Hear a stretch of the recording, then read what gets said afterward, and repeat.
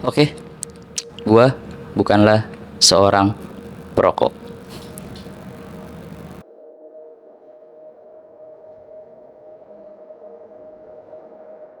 Oke, dari kalimat tadi aja udah kelihatan banget bertentangan dari apa yang kalian lihat ya. Tapi semisal dengan gaya rokok yang sempurna tadi, lalu gue mengaku sudah merokok dari beberapa tahun, udah nyobain banyak rasa-rasa dari beberapa varian tembakau. Pasti kebanyakan dari kalian percaya bahwasannya, ya gue memang adalah seorang perokok gitu. Pun semisal kalau kalian kenal gue secara langsung dan kalian tahu bahwasannya gue bukanlah seorang perokok, pasti semua kalian tahu bahwasannya, ya ini hanya sebatas konten gitu. Atau maksimal banget, atau minimal banget, kalian bakal bertanya, sejak kapan gue merokok gitu, atau sejak kapan dia merokok gitulah.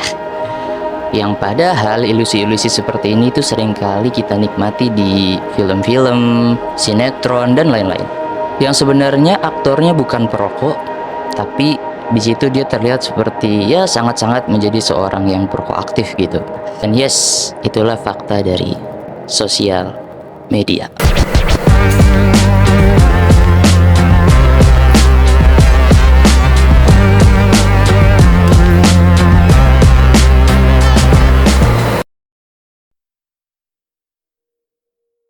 Yang pertama yang kita ketahui bahwasannya adalah rokok itu membahayakan, dan para perokok pun menyetujui akan hal itu. Tapi tingkat bahaya tersebut juga diukur dari beberapa faktor tertentu, seperti penyakit yang dialami seseorang, anak kecil kah, atau ibu hamil kah, berapa banyak rokok yang dinikmati, dan juga ketahanan tubuh atau kondisi orang yang berbeda-beda. Pada intinya, semakin banyak rokok yang dikonsumsi, semakin besar pula bahaya rokok yang dapat dirasakan dan dapat terjadi. Lalu kita berbicara tentang sosial media. Menurut gue ada beberapa persamaan rokok dan sosial media. Gak banyak sih, salah satunya yang baru gue sebut tadi. Semakin besar informasi yang kita dapat, semakin besar pula kesulitan kita untuk memilah mana konten yang mengajak kepada kebaikan, mana konten yang mengajak kepada keburukan. Dan itu sangat gue wanti-wanti ya untuk gue yang sebentar lagi mau jadi ayah buat anak gua gitu, karena anak-anak tuh pasti kan masih belum punya dasar atau fondasi yang tepat untuk menyaring era information ini gitu. Oke, sekarang back to topic.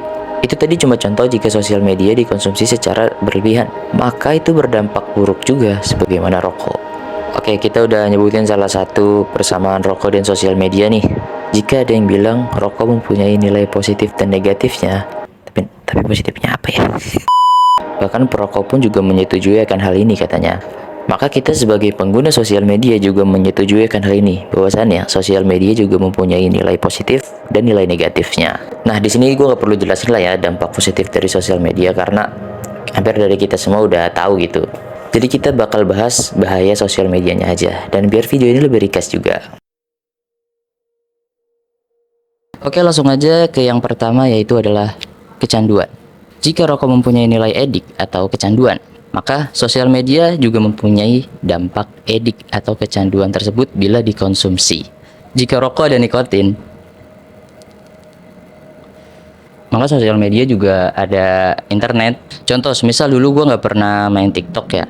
Terus ketika tiba-tiba TikTok itu viral, ya gue coba untuk menginstalnya gitu.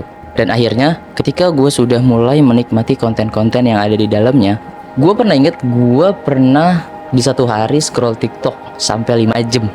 Itu udah bener-bener nyita waktu gue banget gitu. Itu pun stop waktu itu seingat gue gara-gara dengar azan waktunya sholat gitu. Mungkin kalau nggak ngeh, ya gue bakal bablas sih kayaknya. Dan ya itulah dampak dari kecanduan sosial media, sehingga ya secara tidak sadar sebenarnya bukan kita yang menggunakan sosial media, tapi sosial media yang telah menghanyutkan kita, dan sebenarnya sosial media yang mengendalikan kita. Ibaratnya justru kita sendiri yang dikuasai oleh sosial media itu gitu.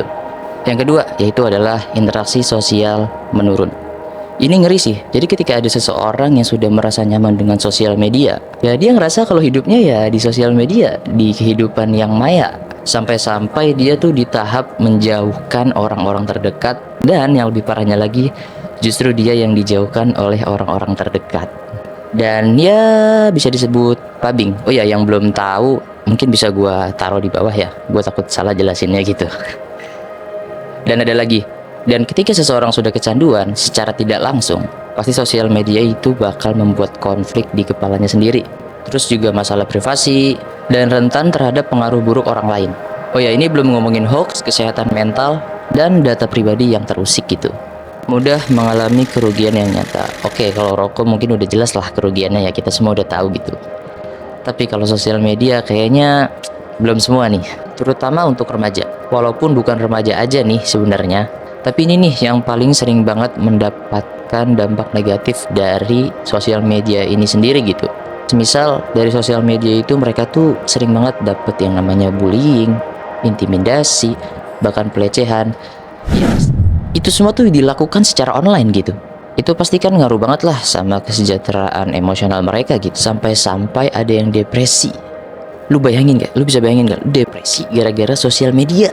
Dan yang lucunya, ada orang-orang yang ketika dikatain secara langsung, dampaknya tuh nggak begitu kena. Tapi ketika dikatain lewat online, tuh kayak sakit banget gitu. Ya itulah, gue juga bingung. Lu bisa bayangin nih sekali lagi, karena sosial media, depresi loh oleh sosial media yang katanya awalnya ingin mereka gunakan untuk entertainment atau untuk yang katanya mereka adalah sebuah keperluan atau kebutuhan gitu. Taunya malah jadi beban, taunya malah jadi cobaan, taunya malah jadi penderitaan.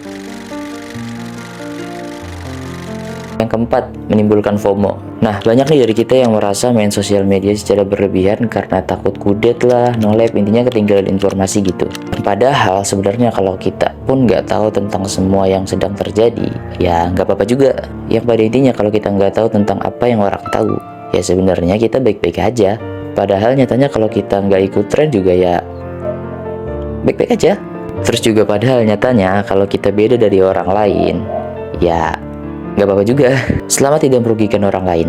Gue jadi inget teman gue saat waktu itu bilang, dia pernah bilang gini, bahwasannya orang yang terlihat keren itu bukan mereka yang terlihat menguasai, tapi orang yang keren itu adalah mereka yang terlihat tampil beda atau berani tampil beda gitu. Anjay. Yang kelima, salah paham. Ini lucu nih, pernah gak sih lu mau ngelucu di sosial media, tahu-tahu ada yang kesinggung? Atau gini deh, contoh kecilnya, lu pernah nggak sih ngetik dalam keadaan kesel atau marah, tapi emot ikonnya tuh senyum gitu, kan serem. Nah, sosial media tuh kadang bikin kita salah paham gitu cuy. Karena yang pasti kan kita kalau bercakap lewat sosmed itu pastikan ya sangat-sangat jauh berbeda dengan kita talking secara langsung kepada orang yang kita pengen ajak ngomong gitu. Karena yang jelas kan kita juga nggak tahu dari ketikan itu, kita nggak bisa ngelihat mimik wajahnya dia, nada bicaranya. Nah itu yang kadang bikin kita jadi miskomunikasi dengan lawan bicara kita. Menurut gue sih karena sejatinya mengetik dan berbicara tatap muka itu dua hal yang sangat jauh berbeda gitu. Gitu sih pak. Oke, mungkin dari gue 5 itu dulu ya. Soalnya itu yang paling sering banget gue dengar beritanya. Sampai kadang-kadang gue cuma bisa geleng kepala sambil elus dada aja sih. So thanks udah nonton video kali ini. See you in the next content of this channel. Assalamualaikum.